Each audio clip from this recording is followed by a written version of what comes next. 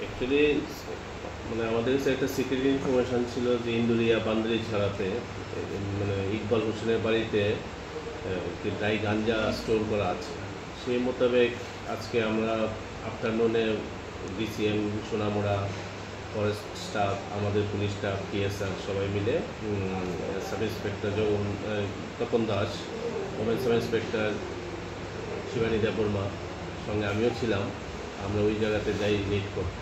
তো ওই জায়গাতে গিয়ে যখন আমরা বাড়িটা কর্ডন করি তখন আমরা ওইখানে ইকবাল হোসেন করে একজনকে ডিটেইন করি ওই বাড়িতে।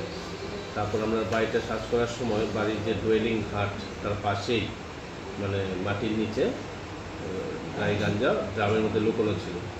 তখন আমরা মাটি করে যখন বের করলাম total 8 drums, total weight 345 KG dry গাঞ্জা উদ্ধার করা হয়েছে। যে ড্রাই গাঞ্জা বাজার আনুমানিক মূল্য 15-16 লক্ষ টাকা হবে। তারপর আমরা ওকেও ডিটেইন করেছি এবং থানাতে নিয়ে এসেছি সমস্ত কিছু ফর্মালিটিস মেনটেন করে।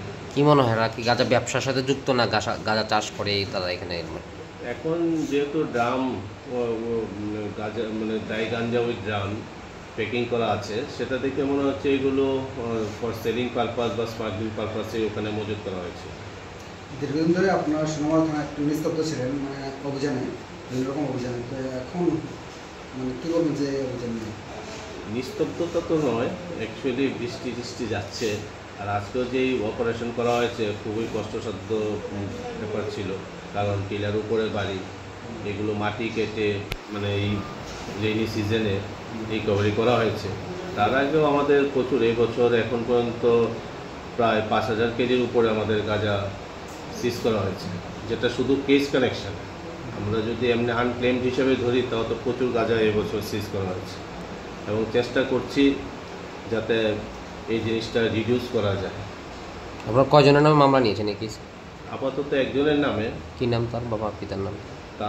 ওনার নাম হচ্ছে ইকবাল হোসেন, বাবার নাম হচ্ছে ফরিদ মিয়া, বাড়ি ইন্দুরিয়াতে বান্দরি ছাড়াতে। মানে বয়স কেমন? ওর বয়স 31।